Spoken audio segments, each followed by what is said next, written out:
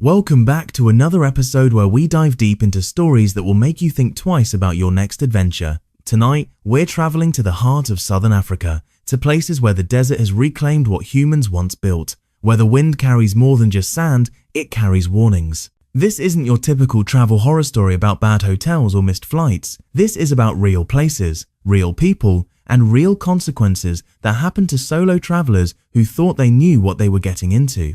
These are the ghost towns of Africa, places where diamond fortunes were made and lost, where entire communities vanished almost overnight, leaving behind only crumbling walls and stories that locals refuse to tell after dark. So why are we talking about this? Because every year, adventure travelers, urban explorers, and photographers venture into these remote locations alone. Most make it out with incredible stories and stunning photos, but some don't make it out at all. And the ones who do return often leave changed, haunted by experiences that no amount of planning could have prepared them for. Tonight, we're sharing 4 true accounts from the abandoned settlements scattered across the Namib Desert and the mining towns of South Africa's Northern Cape. These aren't urban legends or campfire tales. These are documented incidents, police reports, and first-hand testimonies from people who learned the hard way why these places were left empty for a reason. Before we begin, remember this. When locals tell you not to go somewhere alone, especially in Africa, it's not superstition. It's survival wisdom passed down through generations who've learned to respect the desert, the wildlife, and the ghosts that some places never let go of. So grab a drink, settle in, and let me tell you why traveling alone to Africa's ghost towns might be the last adventure you ever take. Marcus had always been drawn to abandoned places. As a freelance photographer from Germany, he specialized in what urban explorers call ruin photography, capturing the haunting beauty of places time forgot. His Instagram account had over 100 followers who couldn't get enough of his dramatic shots of decaying hospitals, empty factories, and forgotten towns across Eastern Europe. In March 2019, Marcus received what seemed like the opportunity of a lifetime. A travel magazine commissioned him to create a photo essay about Kolmanskop, Namibia's famous diamond mining ghost town. The pay was excellent, the location was legendary among photographers, and best of all, he'd have complete creative freedom. What could go wrong? Kolmanskop isn't just any ghost town. Built in 1908 after a railway worker discovered diamonds glinting in the sand, it quickly became one of the wealthiest settlements in Africa. At its peak, this tiny desert outpost boasted the first X-ray machine in the Southern Hemisphere, a grand ballroom, and even an ice factory in the middle of the Namib Desert. But when richer diamond deposits were discovered elsewhere, the town was abandoned almost overnight in 1954. Now it sits as a testament to human ambition consumed by endless sand dunes. Marcus had done his research. He knew the town offered guided tours during daylight hours, but he wanted something different, something his followers had never seen before. He wanted to photograph Kolmanskop at night, under the stars, with long exposure shots that would capture both the ethereal beauty of the abandoned buildings and the vast alien landscape of the Namib Desert. The tour operators in nearby Luderitz were hesitant. "We don't allow overnight stays," they explained. "The area becomes very dangerous after dark." But Marcus was persistent, and eventually a local guide named Johan agreed to take him in exchange for a substantial fee. There was one condition: Johan would drop him off at sunset and return to collect him at dawn, no exceptions. "Why can't you stay?" Marcus had asked. Johan's weathered face grew serious. "The desert changes at night, my friend. Things move in the dark that shouldn't be moving. And sound travels strangely here. You'll understand when you're alone out there." Marcus dismissed this as local superstition. He was an experienced photographer who'd spent countless nights alone in abandoned places. He had professional equipment, backup batteries, emergency supplies, and a satellite communicator. What could possibly go wrong in a tourist destination? On the evening of March 15th, Johan's old Toyota pickup truck disappeared into the desert, leaving Marcus alone among the sand-filled houses of Kolmanskop. The silence was immediate and absolute. No birds, no insects, no distant traffic. Just the soft whisper of sand being moved by the wind. For the first few hours, everything went perfectly. Marcus captured stunning shots of moonlight streaming through broken windows, of sand dunes flowing like frozen waves through abandoned rooms. His camera's LCD screen showed image after image of haunting beauty that would definitely impress his editor. But around midnight, things began to change. It started with the sounds Johan had warned him about. In the perfect silence of the desert night, Marcus began to hear things that didn't make sense. Footsteps crunching on gravel, even though he was completely alone. The sound of doors opening and closing in buildings where no doors remained, whispered conversations in a language he couldn't identify, seeming to come from multiple directions at once. At first, Marcus tried to rationalize it. Desert winds could create strange acoustic effects. Old buildings settle and creak. Maybe there were small animals he couldn't see. But as the night progressed, the sounds became impossible to ignore or explain. Around 2 a.m., while photographing the old hospital building, Marcus heard something that made his blood freeze, the unmistakable sound of a child crying. Not animal sounds that might be mistaken for crying, but human sobs echoing through the empty corridors of a building that had been abandoned for over 60 years. Marcus packed up his equipment and activated his satellite communicator to call Johan. The device showed full signal strength, but every call went to static. He tried sending text messages, but they failed to transmit. For the first time since arriving, Marcus felt genuine fear creeping in. The crying continued, seeming to move from building to building, always just out of sight. Marcus followed the sound, his camera forgotten, drawn by an inexplicable need to help whoever was making those desperate sounds. He searched room after room, calling out, "Hello? Is someone there? Do you need help?" The crying stopped. In the sudden silence, Marcus realized he had wandered deep into the abandoned residential area, far from where Johan had agreed to collect him at dawn. Worse, the wind had picked up, and blowing sand was beginning to obscure his footprints. In the darkness, with identical ruined houses stretching in every direction, Marcus realized he was lost. That's when he heard the footsteps again, but this time they were behind him, matching his pace exactly. Every time he stopped, they stopped. When he quickened his step, they quickened. But when he spun around with his flashlight, nothing was there except wind-carved sand and empty doorways. Marcus spent the rest of the night moving from building to building, trying to find the main road where Johan would look for him. But every street looked the same in the darkness, and the sounds, the footsteps, the whispers, the occasional sob of that invisible child never stopped following him. When dawn finally broke, Johan found Marcus huddled inside the old casino, his camera equipment abandoned, muttering to himself in German. The guide had to shake him several times before Marcus seemed to recognize where he was. "The sounds," Marcus kept repeating. "Did you hear the sounds?" Johan helped him to the truck without a word. During the drive back to Luderitz, Marcus tried to explain what had happened, but Johan just nodded grimly. "This is why we don't stay after dark," he said finally. "Some places hold on to their ghosts too tightly to let them go." Marcus never published his photo essay. In fact, he never posted another photograph online. When his editor contacted him asking for the images, Marcus replied with a single line, "Some stories aren't meant to be told." The last anyone heard from Marcus, he had quit photography entirely and moved back to his parents' farm in rural Germany, where he now works as a carpenter. He's never spoken publicly about what happened during those 8 hours alone in Kolmanskop, but those who knew him say he's never been the same. Sometimes the most haunting photographs are the ones that never get taken. Dr. Sarah Chen was supposed to be the success story. A brilliant archaeology PhD candidate from Oxford University, she'd been awarded a prestigious research grant to study the abandoned mining settlements of South Africa's Northern Cape province. Her dissertation focused on how colonial mining operations had displaced indigenous communities, and she was particularly interested in a place called Kuruman West, a gold mining town that had been hastily evacuated in 1967. Unlike the tourist-friendly ghost town of Kolmanskop, Kuruman West was truly forgotten. Official records about why the town was abandoned were mysteriously sparse. Local government files mentioned geological instability and environmental concerns, but provided no details. The few elderly residents of nearby Kuruman who remembered the place would only say that the mine had gone too deep and that people had started disappearing. Sarah was intrigued rather than deterred by the mystery.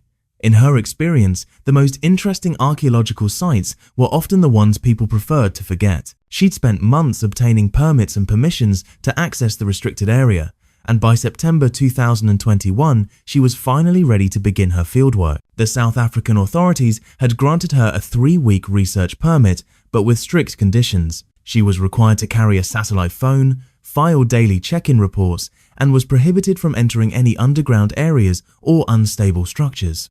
Most importantly, she was not allowed to camp overnight in the abandoned town itself. She was required to stay in Kuruman and commute to the site daily. Sarah's first week went exactly as planned. Every morning, she'd drive her rented 4x4 the 30 kilometers from Kuruman to the abandoned mining site, spend the day photographing structures and cataloging artifacts, then return to town before sunset. The work was fascinating. Unlike other mining settlements that had declined gradually, Kuruman West showed signs of sudden, immediate abandonment. Half-eaten meals still sat on tables in the mess hall. Personal belongings were scattered in the dormitories as if people had packed in extreme haste. Most intriguingly, all the mining equipment had been left behind, including expensive machinery that would have been worth salvaging. But Sarah's most significant discovery came during her second week. While documenting the foreman's office, she found a locked filing cabinet that previous visitors had apparently overlooked. Inside were the mine's final operational records, and what they contained changed everything Sarah thought she knew about why Kuruman West had been abandoned. The last entries, dated just days before the evacuation, told a disturbing story. Workers had reported hearing sounds from deep within the mine, not the usual creaking and settling of underground structures, but what they described as voices calling from below. Several miners had refused to descend past the third level, claiming they could hear people screaming for help from depths that shouldn't have contained any living souls. More concerning were the incident reports. In the final month of operation, 7 workers had simply vanished during their shifts. Their colleagues reported that the missing men had been working normally one moment, then were simply gone the next time anyone looked. The mine foreman had initiated search parties, but the missing workers were never found. The final report, written in shaky handwriting, contained one chilling line. "They're calling more people down. I can hear my name now too. We have to seal this place." Sarah photographed every document, her academic excitement overriding any concerns about the disturbing content. This was exactly the kind of primary source material that could make her dissertation and her career. But as she worked late into the afternoon, absorbed in translating the handwritten Afrikaans reports, she lost track of time. When Sarah finally looked up from her work, the sun was setting, painting the abandoned buildings in deep red shadows. She checked her watch. 6:47 p.m. She was supposed to be back in Kuruman by 6:30. Worse, the drive back required navigating a series of unmarked dirt roads that were treacherous enough in daylight. Sarah quickly gathered her materials and hurried to her vehicle, but when she turned the key, nothing happened. The engine wouldn't even turn over. She tried several times, then popped the hood to investigate. What she found made her stomach sink. Several critical wires had been chewed through, apparently by some kind of rodent. The damage was extensive enough that the vehicle was completely disabled. With growing darkness and no cell phone coverage, Sarah faced an impossible decision. She could try to walk the 30 kilometers back to Kuruman in the dark across unfamiliar terrain, or she could spend the night in the abandoned town and wait for rescue in the morning. Both options seemed equally dangerous, but at least staying put meant she could use her satellite phone to call for help at first light. Sarah decided to shelter in the foreman's office, which seemed like the most secure structure in the compound. She had a small camping stove, emergency food rations, and a heavy-duty flashlight. She figured she could make it through one night, then use her satellite phone to arrange rescue in the morning. But as soon as full darkness fell, Sarah understood why the authorities prohibited overnight stays. The sound started almost immediately, a low humming that seemed to come from deep underground, accompanied by what sounded like machinery running far below her feet. But according to the records she'd read, the mine had been sealed shut decades ago. There shouldn't be any operational equipment down there. Around 10 p.m., Sarah heard the first voice. Sarah. It was faint, barely audible over the underground humming, but unmistakably her name. The voice seemed to come from somewhere beneath the office floor, as if someone was calling to her from the sealed mine shafts below. Sarah tried to convince herself she was imagining things. She'd been reading disturbing documents all day, she was alone and stressed, and her mind was playing tricks on her. She put on her headphones and tried to focus on her research notes, but the voice came again, clearer this time. Sarah, come down to us. This time there was no mistaking it. Someone or something was calling her name from below. Sarah grabbed her flashlight and stepped outside the office, trying to locate the source of the voice. The main mine shaft was clearly visible across the compound, supposedly sealed with concrete barriers, but as Sarah approached, She could see that one of the barriers had somehow developed a crack wide enough for a person to squeeze through. "Sarah, we've been waiting." The voice was coming from inside the mine. Sarah played her flashlight beam through the crack and saw only darkness descending into the earth. But she could definitely hear movement down there, shuffling footsteps, the scrape of metal on stone, and underneath it all, that strange humming sound. Against every instinct and regulation, Sarah found herself drawn toward the opening. The rational part of her mind screamed warnings, but there was something compelling about the voice, something that made her want to investigate further. She had just reached the barrier when her flashlight illuminated something that made her freeze in terror. Fresh footprints in the dust around the mine entrance, multiple sets, leading from various buildings in the compound toward the crack in the barrier. But Sarah knew she was alone in the town. She had been alone all day. That's when she realized the footprints were still wet. Sarah ran back to the office and barricaded the door, her heart pounding. She tried to call for emergency assistance on her satellite phone, but the device couldn't establish a connection. For the rest of the night, she huddled in the locked office while voices called her name from the mine, occasionally accompanied by the sound of something heavy being dragged across the compound outside. When the rescue team arrived the next morning, they found Sarah's vehicle with its chewed wires, but they also found something else that appeared in no official report. 7 sets of fresh footprints leading from the mine entrance to the office where Sarah had sheltered, then back to the crack in the barrier. Sarah never completed her dissertation. She withdrew from Oxford the following semester and now works as a high school history teacher in a small English village. She's never published her findings about Kuruman West, and the mining record she photographed mysteriously disappeared from her laptop shortly after her rescue. But sometimes, late at night, Sarah still hears her name being called from somewhere far below. Jake Morrison had built his entire brand around going places other people wouldn't dare. His YouTube channel, Morrison Extreme, had over 500 subscribers who followed his adventures through war zones, abandoned buildings, and remote wilderness areas across 6 continents. Jake's motto was simple: if it's dangerous, difficult, or forbidden, that's exactly where I need to be.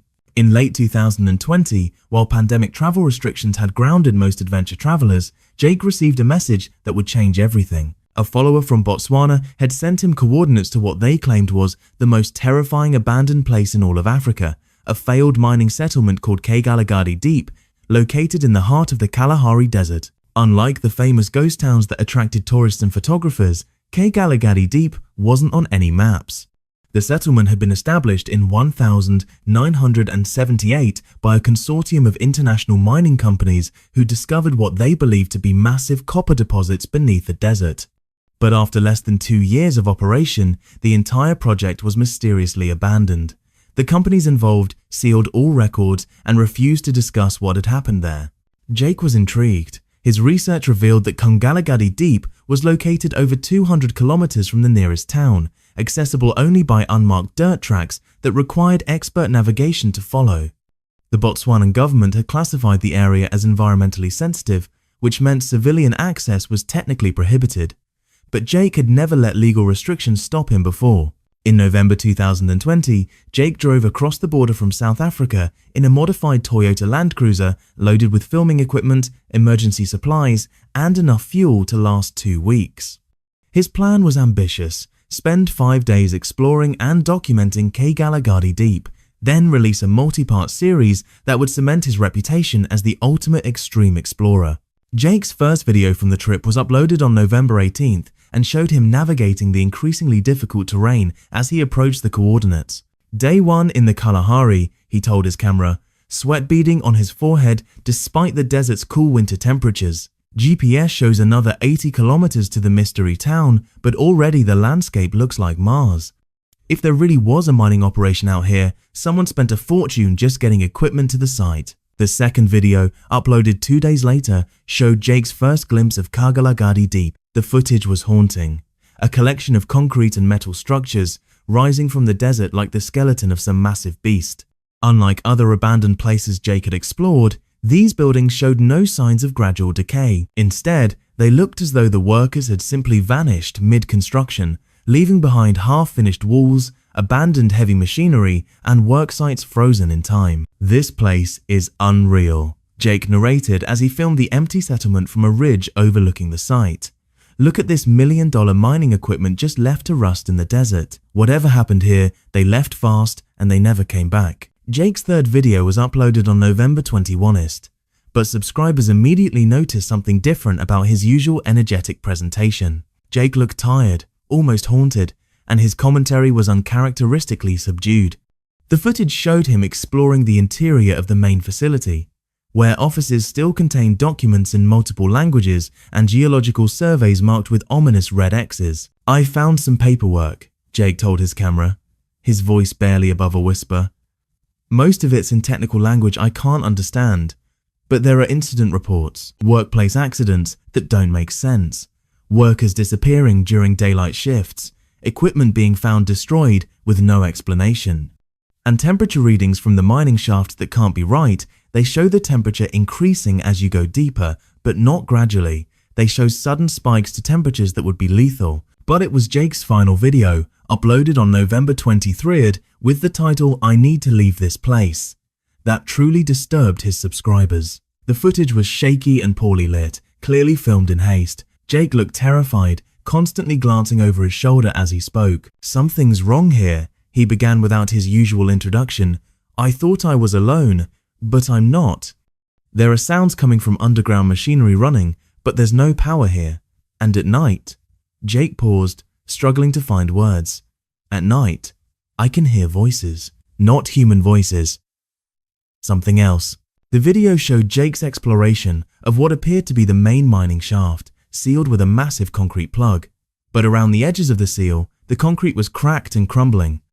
Jake's flashlight revealed that something had been digging at the cracks from the inside, creating small openings through which warm air visibly flowed. "The temperature down there is over 150 degrees Fahrenheit, Jake explained, his voice shaking.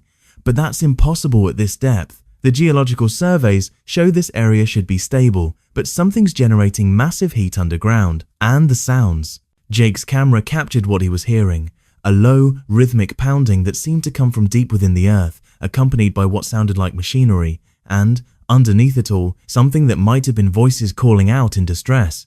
"I'm getting out of here tonight," Jake concluded. "This place, whatever happened to the miners, I think it's still happening. I think they're still down there." That was Jake Morrison's last video upload. His subscribers waited days, then weeks, for follow-up content that never came. Messages sent to his social media accounts went unanswered. His family in Australia reported him missing, but Botswanan authorities had no record of him entering the country. 3 months later, a Botswanan military patrol conducting routine border surveillance discovered Jake's abandoned Land Cruiser approximately 50 kilometers from the coordinates he had shared in his videos. The vehicle was intact and still contained his camping equipment, editing setup, and backup camera batteries.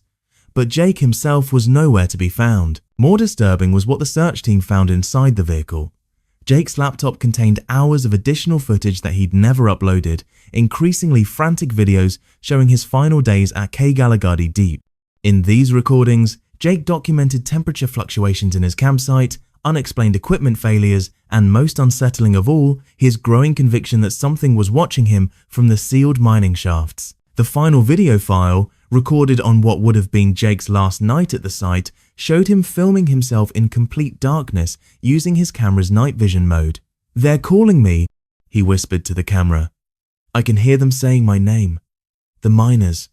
They want me to help them get out. I can't leave them down there." The video ended with Jake walking toward the sealed mine entrance, camera in hand, as voices that sounded distinctly human called out from the darkness below. Botswanan authorities classified the incident as a missing persons case and declared Kgalagadi Deep officially off limits to civilians. The coordinates Jake had shared were scrubbed from his social media accounts, and his final videos were never released to the public. But sometimes, late at night, subscribers to Morrison Extreme report receiving brief video messages from Jake's account, shaky footage of underground tunnels, and desperate pleas for help that are deleted within minutes of being posted. The last confirmed message, received by several subscribers in 2022, contained just 4 words: "Don't look for me." Jake Morrison is still officially listed as missing. The search was called off after 6 months.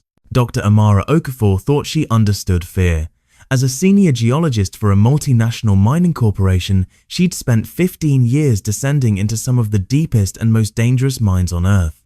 She'd survived cave-ins in Chile, equipment failures in Siberia, and flash floods in Australian copper mines. But nothing in her professional experience had prepared her for what she would encounter during her final assignment in Namibia. In August 2018, Dr. Greatov Doc Okafor was tasked with conducting a geological survey of an abandoned uranium mining complex known as Rersing West, located approximately 100 kilometers northeast of Swakopmund in the Namib Desert.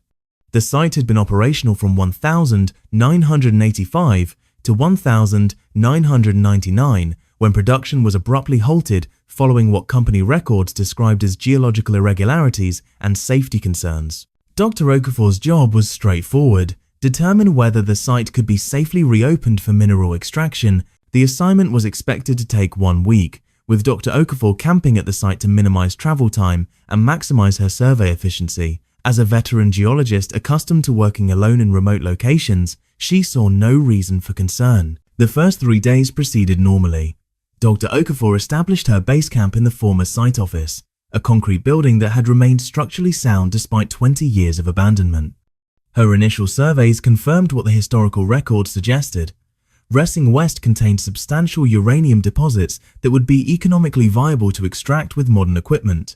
But on her 4th day, Dr. Okafor made a discovery that changed everything. While conducting core sample analysis near the main extraction shaft, her equipment detected radiation levels significantly higher than expected. Not dangerously high, but inconsistent with the known uranium concentrations in the area. Even more puzzling, the radiation readings fluctuated dramatically throughout the day, sometimes doubling within the span of an hour. Dr. Okafor had encountered unusual radiation patterns before. Uranium deposits could be unpredictable, especially in areas where groundwater had disturbed the original mineral distribution. But these fluctuations followed a pattern she'd never seen. The radiation levels peaked every 12 hours, exactly at sunrise and sunset, then gradually returned to baseline levels. Intrigued by the scientific anomaly, Dr. Okafor decided to extend her stay and conduct round-the-clock monitoring. She positioned her most sensitive detection equipment around the main shaft and settled in for several days of continuous data collection. That's when she began to notice the other irregularities. The temperature readings from her equipment showed that the sealed mining shafts were maintaining a steady temperature of 37 degrees Celsius, exactly human body temperature, despite the fact that the surrounding desert air fluctuated between 5 degrees at night and 35 degrees during the day. Even more strange, seismic monitoring equipment detected regular vibrations emanating from deep within the sealed shafts, occurring in patterns that seemed almost rhythmic, like a massive heartbeat. Dr. Okafor's scientific training told her there had to be rational explanations. Geothermal activity could account for the temperature stability. Underground water movement might explain the vibrations, but the radiation fluctuations remained inexplicable.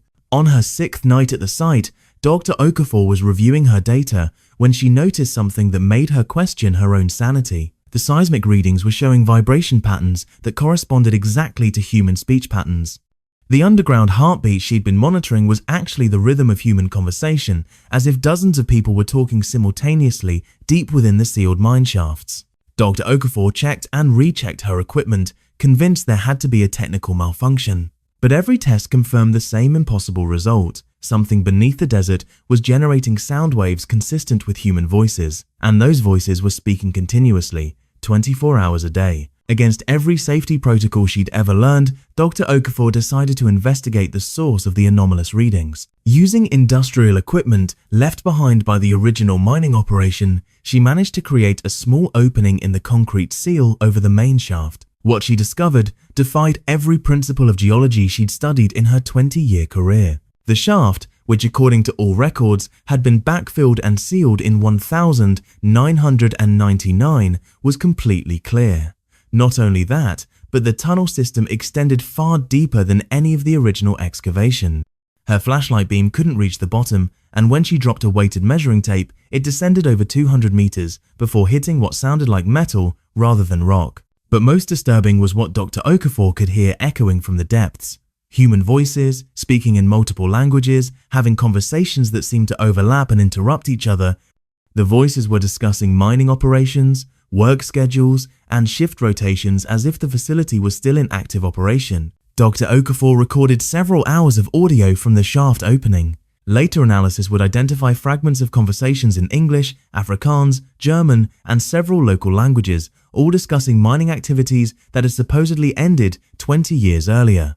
On her final night at Reusing West, Dr. Okafor was preparing to pack her equipment when she made her most terrifying discovery. While reviewing her seismic data, she realized that the underground conversations weren't random, they were responding to her presence. Every time she moved around the site during the day, the voices underground would discuss her activities, describing her location and actions with unsettling accuracy. The new geologist is taking readings near Shaft 7, one voice had said, according to her recordings.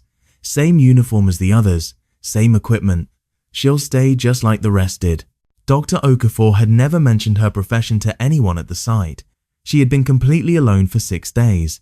That's when she understood what had happened to the original mining operation. The workers hadn't been evacuated in 1999, they'd been trapped, sealed underground by whatever geological catastrophe had occurred. And somehow, impossibly, they were still there, still working, still trying to complete their shifts in the depths beneath the desert. Dr. Okafor packed her equipment and left Reusing West immediately, driving through the night to reach Swakopmund. Her official report, submitted to the mining company, recommended against reopening the site due to significant geological instabilities and safety concerns. She provided no details about her actual discoveries, but Dr. Okafor's personal notes, discovered after her death in a car accident 6 months later, told a different story. In her private journal, she described her growing conviction that the voices underground had been trying to recruit her, calling her name and promising to show her uranium deposits deeper than any mine in history. Her final journal entry, dated the day before her fatal accident, contained a single, chilling line. "They followed me home. I can hear them calling from beneath my house now. I think it's time to join them." Dr. Okafor's official cause of death was listed as a single vehicle collision on a straight, empty highway outside Windhoek. Investigators found no evidence of mechanical failure, medical emergency, or impaired driving. Her car had simply left the road at high speed and struck a tree, as if she had deliberately steered off the pavement. The Reusing West site remained sealed and abandoned. Dr. Okafor's survey data was classified by her employer and never released to the public. But according to local residents in the area, seismic monitoring stations occasionally detect regular vibrations emanating from the old mining site vibrations that occur in patterns consistent with human speech. Sometimes, the most dangerous thing about traveling alone isn't what you might find in abandoned places, it's what might find you there, waiting in the darkness, ready to make sure you never leave.